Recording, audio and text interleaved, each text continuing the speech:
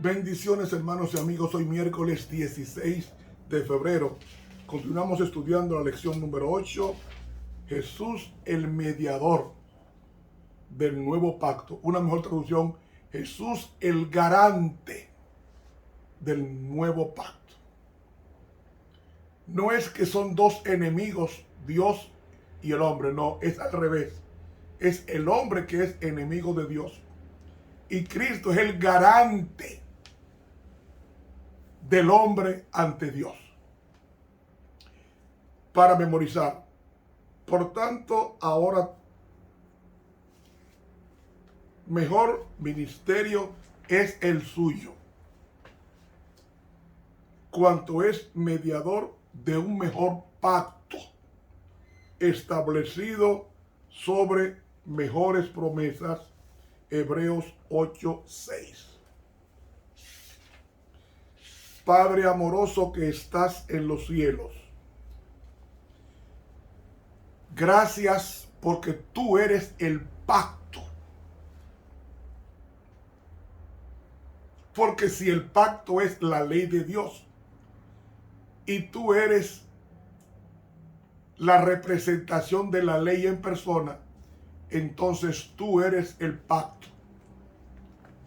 Enséñanos a pactar contigo, arreglando nuestras vidas para ser como tú eres.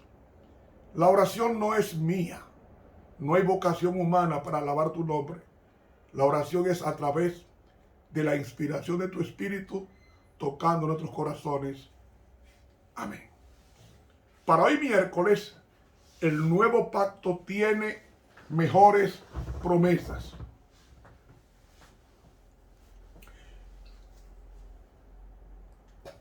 Nuevo pacto.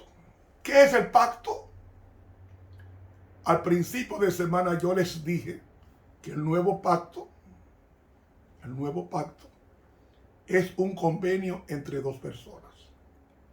Pero sucede que el pacto es una persona.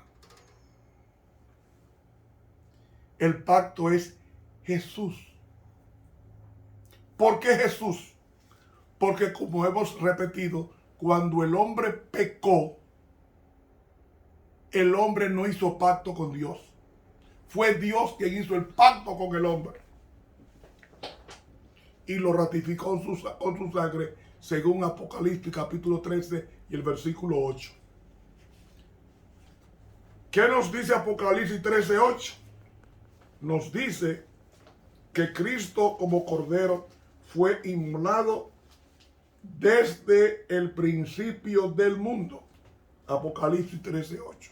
Cuando el hombre pecó, apareció el pacto, el Cordero pactual, para morir por nosotros. Ahora, vamos a leer el libro de Éxodo. ¿Por qué se llama Éxodo? Porque es la salida del pueblo de Dios de la idolatría de Egipto para hacer un pacto con Dios a 6,500 pies, llamado Monte Sinaí. Y para que no haya error de interpretación, el mismo Moisés, que escribió el libro de Éxodo, también escribió el libro de Deuteronomio. Nomos es ley en el griego. Deutero significa repetición o segunda. Es decir, Deuteronomio es el libro de la repetición. ¿Repetición de qué? Repetición de la ley en el ocaso de la existencia de Moisés. Moisés comienza con la ley y se despide con la ley. ¿Por qué? Porque en el pacto tiene que ver la ley porque Cristo es el pacto encarnado. Y el pacto es la ley de Dios encarnada en una persona llamada Jesús. Miren, hermanos, la ley no es un código con 10 mandamientos, es más de ahí. La ley de Dios es una persona.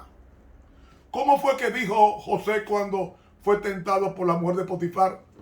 ¿Cómo haría yo este gran mal y pecaría contra Dios? En ningún momento él dijo y pecaría contra la ley. Él pensó y creía que la ley de Dios era una persona. ¿Cómo haría yo este gran mal y pecaría contra la ley? No, contra Dios. Porque para José la ley era una persona. Y cada vez que pecamos nosotros, no solamente violamos una ley, sino también crucificamos a una persona otra vez llamada Cristo. Con esto en mente, podemos comenzar a leer el libro de Éxodo en el capítulo 24. Vamos a leerlo con sucintez. Éxodo capítulo 24. Capítulo 24. Y dijo a Moisés: sube a Jehová, tú y a Aarón, Nadab y Abiú, y 70 de los ancianos de Israel, y os inclinaréis desde lejos. Oiga bien, ¿qué edad tenía Moisés cuando Dios le dijo sube al monte? ¿Saben ustedes cuántas veces subió Moisés al monte? No fueron 2 veces, fueron 7 veces. Él tenía 80 años y cuando subió ni tenía soga, ni tenía piqueta, ni tenía nada. Él subió porque se mantuvo como viendo al invisible. Subió él, su hermano Aarón, que era mayor que él. María era la mayor, el segundo era Aarón, el tercero era Moisés. Moisés era el menor de los 3 hijos de Leví. Y Dios le dice al menor, sube acá, junto a Aarón, que era el sumo sacerdote del santuario terrenal, y a Nadab y Abiú, 2 principales sacerdotes de Israel, y 70 de los ancianos de Israel. ¿Por qué 70? Porque iban a ser la cabeza de las familias. Pregunto, ¿cuántas personas fueron a Egipto cuando hubo la gran hambre y José y Jacob se trasladó con su familia? ¿Saben ustedes cuántos se fueron a Egipto? 70. Jacob y su familia compondrían 70 personas. Aquí tenemos 70 ancianos. Y les dijo Dios, desde lejos, arrodíllense. Mas Moisés solo se llegará a Jehová, y ellos no se lleguen cerca, ni suba con él el pueblo. Y Moisés vino y contó al pueblo todas las palabras de Jehová, y todos los derechos, y todo el pueblo respondió a una voz y dijeron: ejecutaremos todas las palabras que Jehová ha dicho. ¿Oyeron? Moisés, Dios le habló todo lo que tenía que enseñarle a su iglesia.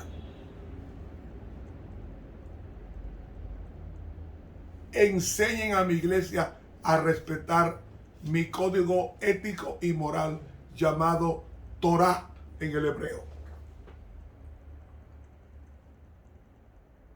Y se le llama a los 5 libros de Moisés: Génesis, Éxodo, Levítico, Número y Deuteronomio, libro de la ley, porque era una explicación de la santa ley de Dios. Las leyes civiles y ceremoniales que compondrían el Pentateuco envolvían el ministerio de Cristo en forma tipológica para su santuario en el cielo. Y Moisés escribió todas las palabras de Jehová, y levantándose de mañana edificó un altar al pie del monte, y 12 columnas según las 12 tribus de Israel. ¿Cuántas columnas? 12. ¿Por qué 12 y no 14? porque el número 12 es el número del pueblo de Dios. 12 patriarcas, 12 profetas, 12 tribus, 12 apóstoles.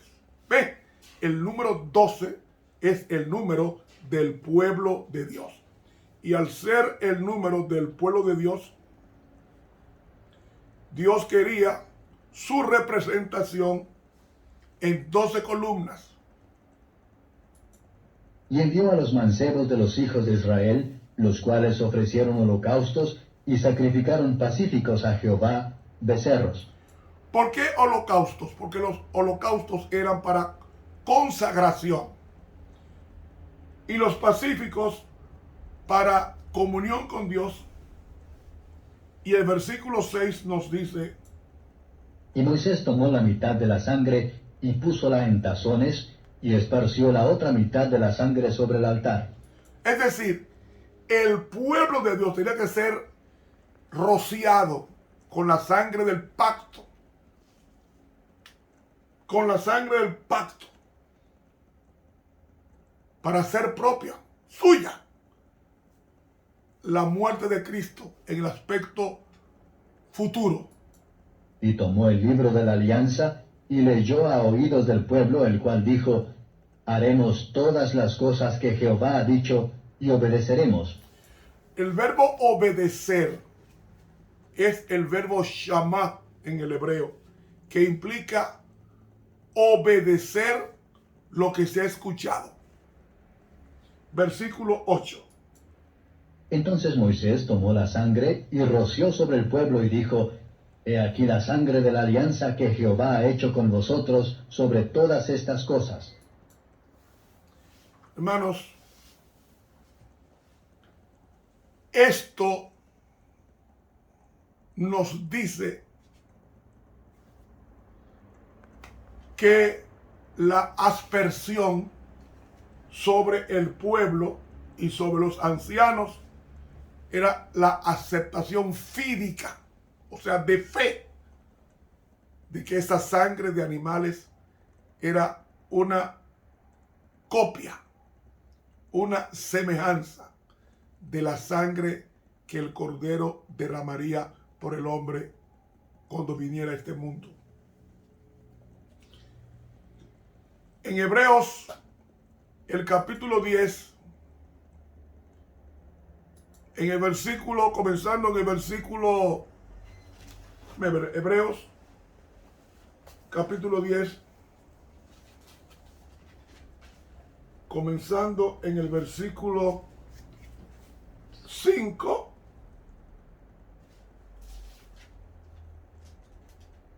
leemos a continuación.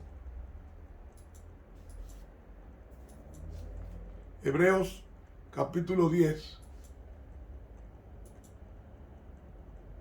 versículo 5. Capítulo 10. Porque la ley, teniendo la sombra de los bienes venideros, no la imagen misma de las cosas, nunca puede, por los mismos sacrificios que ofrecen continuamente cada año, hacer perfectos a los que se allegan. De otra manera, cesarían de ofrecerse, porque los que tributan este culto, limpios de una vez, no tendrían más conciencia de pecado. Empero en estos sacrificios cada año se hace conmemoración de los pecados, porque la sangre de los toros y de los machos cabríos no puede quitar los pecados. Por lo cual, entrando en el mundo, dice: Sacrificio y presente no quisiste, mas me apropiaste cuerpo. Holocaustos y expiaciones por el pecado no te agradaron. Entonces dije: heme aquí. En la cabecera del libro está escrito de mí, para que haga, oh Dios, tu voluntad. Atención. El animal que era muerto solamente era perfecto físicamente, no moralmente. Porque la moral está en la persona, no en el animal. Entonces, para que el sacrificio fuera perfecto, tenía que venir de una persona moral llamada Cristo y él decidiera obedecer en las mismas condiciones que estaba Adán antes de caer en el pecado.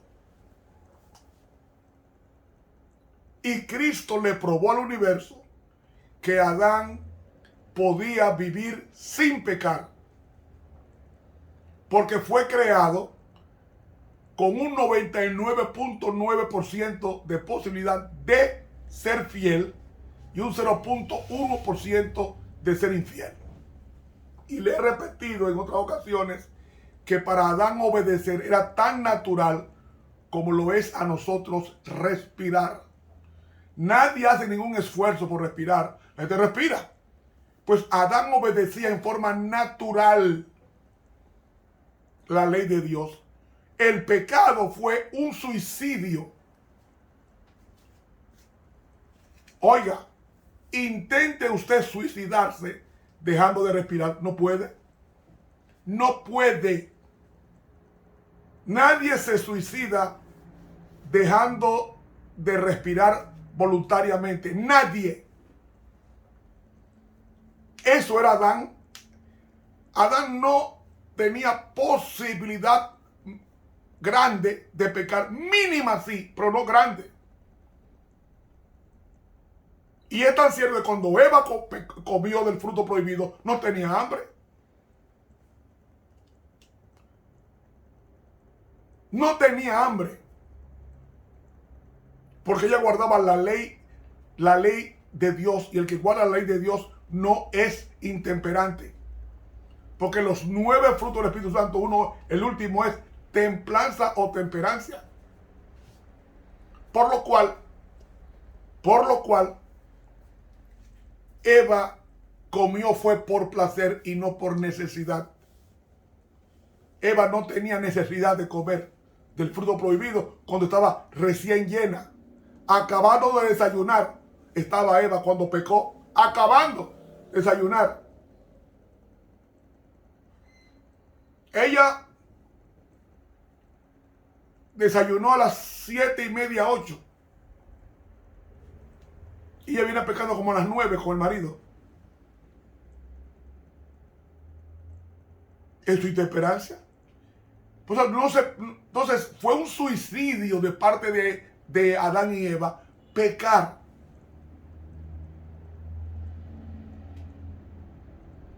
¿Cómo es posible que hay un precipicio que tiene una baranda alta para que tú no te caigas, y tú te pones esa baranda para que tú no te caigas, tú comienzas a trepar la baranda allá arribota, perdón la expresión, allá arribota, allá arriba, y comienza a subir esa baranda tan alta, tan alta, tan alta, para usted luego tirarse al vacío? Eso por lo que hizo Adán, eso por lo que hizo Eva. Un suicidio. Y aún así, Cristo lo perdona. ¿Cómo perdona Cristo a Adán y a Eva? A través de un cordero. Porque déjenme decirles lo que otras veces le he repetido. El pecado no se perdona. Pero la Biblia dice que el perdón, no. La Biblia dice que el pecado no se perdona. Lo que perdona Dios es al pecador, pero el pecado no se perdona.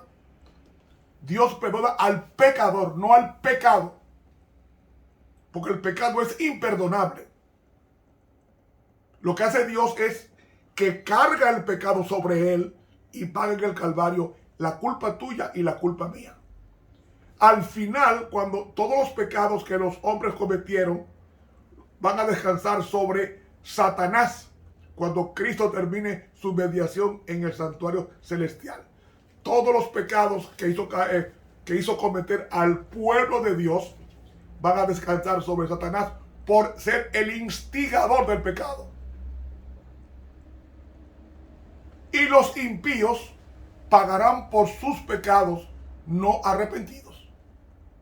Pero el pecado es una deuda. Es más, mire, el pecado es cosa tan terrible que es un atentado al orden jurídico divino. Es una guerra a Dios. Una guerra a Dios.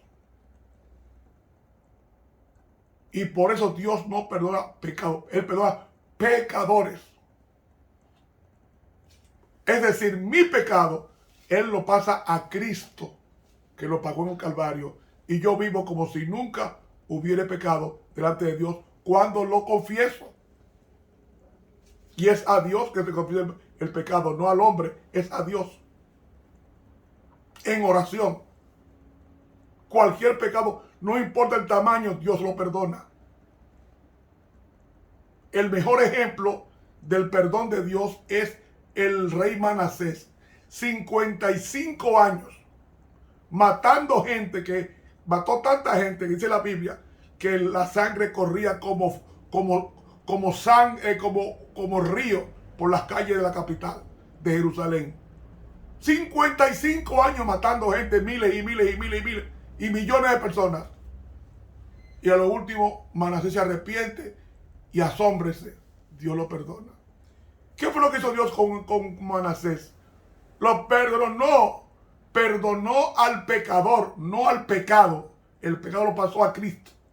Y en el Calvario, Cristo lo perdonó al pecador Manasés, pero el pecado fue cargado sobre Cristo, el cual fue pagado en el Calvario.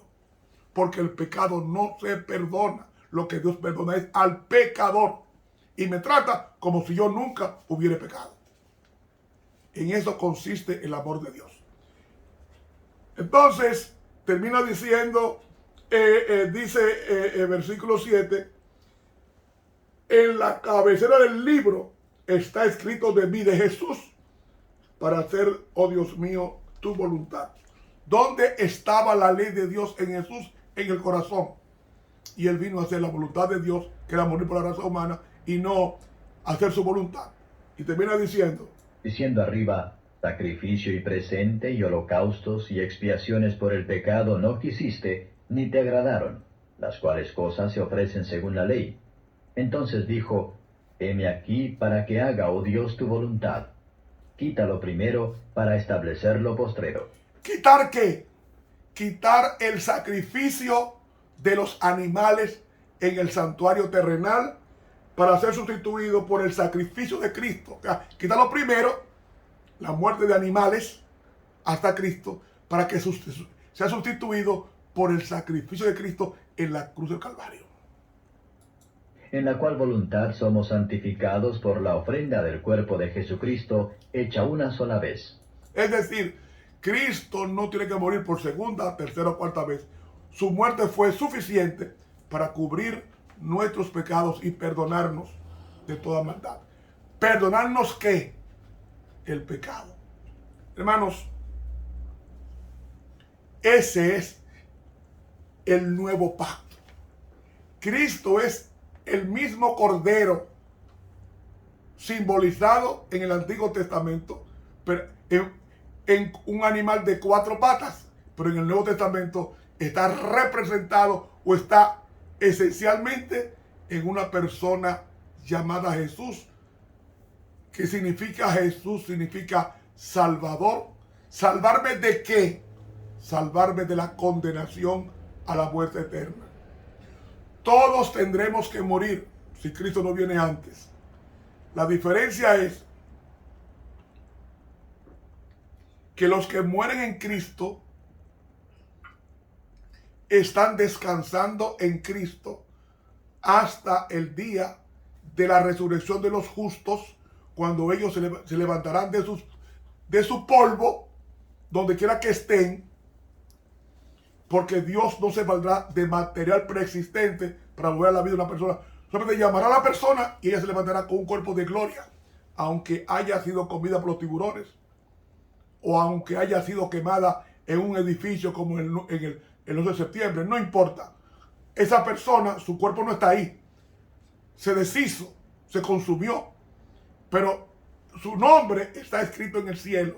Y cuando Cristo llama a esa persona a la vida, la va a llamar basada en 2 cosas: en la autoridad de que Él es Dios, y segundo, en la autoridad de aquellos en aquellos que dieron su vida por Cristo, hicieron pacto con Dios con sacrificio. Y se levantarán de las tumbas. Se van a levantar de las tumbas. Unos para vida eterna y otros para vergüenza y confusión perpetua. Pero se necesita tener un mediador en el cielo, que es Jesucristo, nuestro sumo sacerdote, porque Él es el nuevo pacto basado en mejores promesas. ¿Cuáles mejores promesas? La promesa que deriva de su sangre. ¿Qué es la mejor promesa? Vida eterna. Un cambio de un cuerpo mortal a un cuerpo inmortal. Un cambio de carácter parecido al de Él. Y una inmortalidad que tendremos en cielos nuevos y en tierra nueva cuando nosotros hagamos acopio de sus méritos, porque nadie irá al cielo por las obras que hizo, sino por las obras que Cristo hizo por él en el Calvario, y esa persona aceptó esas obras. Hermanos, que Dios nos bendiga. Siga con nosotros en estos estudios, suscribiéndose al canal de YouTube Ramón Romero. Dele clic a la campanita y que Dios nos bendiga. Te habló el profesor Ramón Romero.